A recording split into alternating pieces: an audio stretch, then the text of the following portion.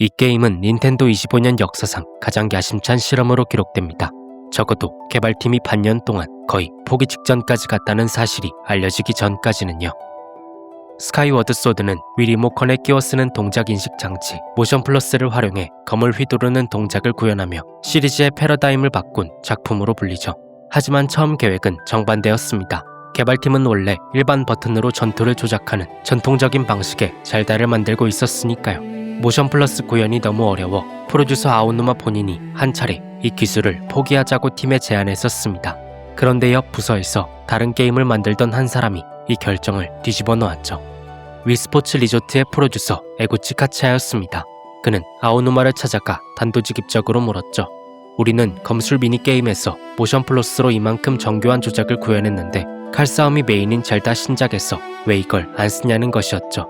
전국을 찌르는 그 말에 아오누마는 동의했고 곧장 젤다의 전설의 최고 책임자 미야모토를 찾아갔습니다.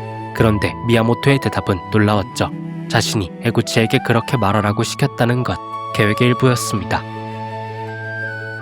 아오누마는 결국 팀을 불러 모았고 이미 완성해둔 조작 방식을 통째로 접고 모션 플러스로 갈아타는 결정을 내렸습니다. 문제는 그 다음부터였죠. 아무도 이 기술을 다뤄본 적이 없었고 출발선조차 없는 채로 배워나가야 했습니다. 후지바야시 감독은 이때를 두고 아무리 시도해도 다를 수 없는 사나운 말 같았다고 회고했습니다. 그 결정 이후 문제들에 직면하기 시작했죠. 무언가를 만들 때마다 미야모토와 아오누마 앞에 들고가 보여주고 다시 뜯어고치는 일이 반복됐습니다. 가장 큰 문제는 검이었죠. 손목을 휘두른 방향 그대로 링크의 검이 움직여야 했는데 사람의 실제 움직임을 그대로 옮기면 오히려 어색하고 멋이 없었습니다. 제작진은 사람의 골격 구조까지 연구하며 매달렸지만 진짜 움직임에 너무 충실했던 탓에 링크는 좀처럼 멋있어 보이지 않았죠. 결국 일부러 동작을 과장하기로 했습니다. 정확함보다 멋을 우선시한 것. 그리고 그 끝에서 미야모토가 결정적인 아이디어 하나를 던졌습니다. 휘두르던 검을 공중에서 멈춰 세우는 것이었죠. 사소해 보이는 이 동작 하나가 A 버튼을 다른 용도로 비워주는 동시에 검의 방향을 자유롭게 조작할 수 있게 만들었습니다. 그리고 그 자유로운 방향 조작은 훗날 플레이어의 검 방향을 미리 읽고 맨손으로 막아내는 보스 기라임이라는 까다로운 적을 만들기도 했죠. 전투의 틀은 그렇게 잡혔지만 또 다른 고민이 팀을 기다리고 있었는데 이번엔 칼이 아니라 게임 속 세계를 어떻게 짤 것인가였습니다. 이 고민을 풀어준 건 전혀 다른 시리즈의 화면 한 장이었죠. 아오누마는 어느 날 후지바야시에게 마리오의 코스 선택 화면을 보여주며 물었습니다. 이런 식으로 만들면 어떨까? 후지바야시는 곧장 반대했죠. 마리오식 스테이지 선택은 젤다의 분위기와 맞지 않는다고 말이죠. 둘은 한참을 더 부딪혔는데 그 다툼의 끝에서 나온 절충안이 하나 있었습니다. 땅을 잇지 않고도 시작할 수 있는 곳, 하늘에 떠있는 마을이었죠. 스카이로프트는 그렇게 기술적 한계와 두 사람의 고집이 부딪혀 만들어진 우연의 산물이었습니다. 게임의 구조도 그 충돌 속에서 단순해졌으니 숲, 화산, 사막, 그리고 하늘 단 4개의 무대로 압축됐죠. 각 무대에는 저마다 다른 규칙이 숨어 있었습니다. 시간의 오카리나는 시간을 오갔고 황혼의 공주는 빛과 그림자의 세계를 넘나들었습니다. 후지바야시는 이번엔 무엇을 오갈지 한참을 고민했는데 그 답이 사막에서 나왔죠. 타격을 받게 되면 그 자리를 중심으로 풍경을 과거로 뒤바꾸는 시공석이었습니다. 깊은 모래사막 밑에 사라진 고대 문명이 그대로 잠들어 있다는 설정이었으니 익숙한 시간여행 공식을 사막이라는 무대에 새로운 방식으로 녹여낸 셈이었죠. 또한 시공석만이 다가 아니었습니다. 본편 곳곳에 실제로 시간을 건너가는 시간의 문이 있었고 또 다른 차원을 넘나드는 평행세계 사이렌도 있었으니 시리즈가 쌓아온 시간과 차원의 장치들이 이 한 작품 안에 전부 모여있던 셈이었죠.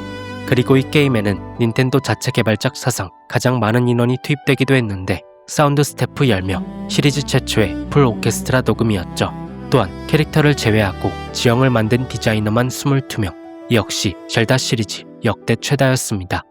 반년간 사나운 말과 씨름하던 작은 팀은 어느새 닌텐도 역사상 가장 큰 규모의 젤다 제작진이 되어 있었습니다.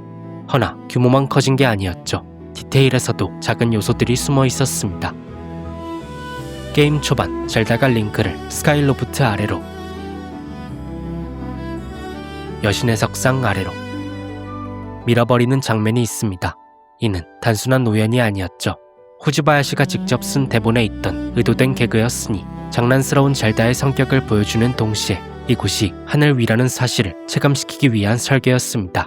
하지만 정작 그 대본을 화면으로 옮기는 작업은 전혀 장난스럽지 않았죠. 5년에 걸친 개발 기간 중 컷신을 만드는 데 쓸 수 있었던 시간은 1년 3개월뿐. 작가 모리는 컷신 제작을 시작하기 전 후지바야시에게 스토리의 디테일을 묻고 또 물었습니다. 허나 돌아온 답은 매번 같았죠. 아직 정해지지 않았습니다. 게임의 구조 자체가 계속 바뀌고 있었던 탓이었죠. 모리는 그 대답을 들을 때마다 일정표의 남은 시간이 조금씩 줄어드는 걸 지켜볼 수밖에 없었습니다. 설계는 매끄럽지 않았고 25년치 시리즈 설정과 새 이야기를 엮는 과정에서도 모순은 곳곳에서 생겨났죠. 전작 황혼의 공주에서는 마스터 소드가 고대 현자들이 만든 검이라고 나오는데 본작에서는 여신 하일리아가 직접 만든 검이라고 나온 것. 이는 검을 직접 휘두르는 재미가 전부인 게임을 위해서 역사를 수정한 것인데 현자들이 뚝딱 만들어낸 것이 아니라 여신이 두고 간 검을 플레이어가 모험을 통해 성장시키며 애착을 갖게 하기 위함이었습니다. 제작진은 이 모순을 숨기지 않았죠. 대신 파이의 입을 빌려 전설이 입에서 입으로 전해지며 와전된 것이라는 한 줄로 설정 오류 자체를 이야기 안에 끌어들였습니다. 같은 시기 또 하나의 첫 기록이 만들어졌으니 위 리모컨을 오른손에 쥐는 조작 특성 때문에 시리즈 전통이었던 왼손잡이 링크가 처음으로 오른손잡이가 된 것도 바로 이 작품이었습니다. 그렇게 완성된 게임이 세상에 나왔을 때 평가는 정확히 반으로 갈렸죠. 2011년 게임스팟은 이 게임에 7.5점을 줬습니다. 조준이 자꾸 어긋나 매번 시점을 재조정해야 한다는 게 주된 이유였죠. 발매 직후 팬들 사이에서 거센 항의가 일었을 정도였습니다. 게임 디자인 유튜버 게임메이커스 툴킷은 한 발 더 나아가 가장 싫어하는 젤다 작품으로 이 게임을 꼽았습니다. 반복적인 구성과 던전의 핵심 수수께끼까지 미리 알려주는 동료 파이의 과도한 힌트가 이유였죠. 10년 뒤 나온 스위치판 리뷰에서도 게임스팟은 비슷한 지점을 다시 짚었습니다. 다만 이번엔 다른 평가도 함께 따라왔죠. 시리즈 최초의 풀 오케스트라 사운드 트랙은 여전히 사랑스럽고 이야기는 시리즈에서 가장 감동적인 축에 속한다. 그리고 던전, 비판하던 이들조차 던전 디자인만큼은 입을 모아 인정했습니다.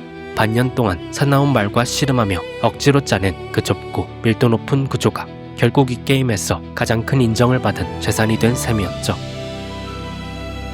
게임 완성 직후 마지막 인터뷰에서 이와타 사장은 후지바야시 감독에게 이런 말을 건넸습니다.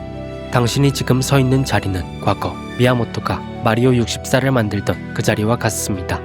후지바야시는 한동안 말을 잇지 못했죠. 반년간 사나운 말 앞에서 방향을 잃었던 그 신입 감독이 시리즈를 대표하는 이름 중 하나로 불리는 순간이었습니다. 2011년 발매된 25주년 한정판에는 황금색 위 리모컨 플러스와 25주년 오케스트라 CD가 함께 담겼습니다. 그리고 그 골든 리모컨은 닌텐도 스위치의 조이콘이 등장하기 전까지 한참 동안 박물관의 유물처럼 보관될 운명이었죠. 이 게임을 다시 만들 방법이 그때까지는 달리 없었기 때문이었습니다. 아오누마는 그 사이 몇 번이나 개인적으로 가능성을 흘렸을 뿐 정식 발표는 없었죠.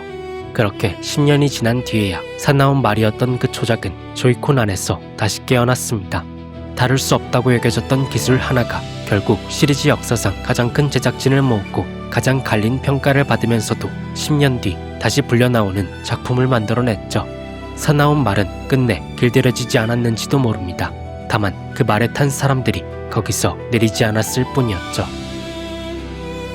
애프터 로그아웃은 기록되지 않으면 사라질 이 흔적들을 간직합니다. 이 여정에 구독으로 힘을 보태주신다면 다음에도 거친 모험의 끝에서 새로운 세계를 탄생시킨 이들의 이야기와 함께 돌아오겠습니다. 시청해주셔서 감사합니다.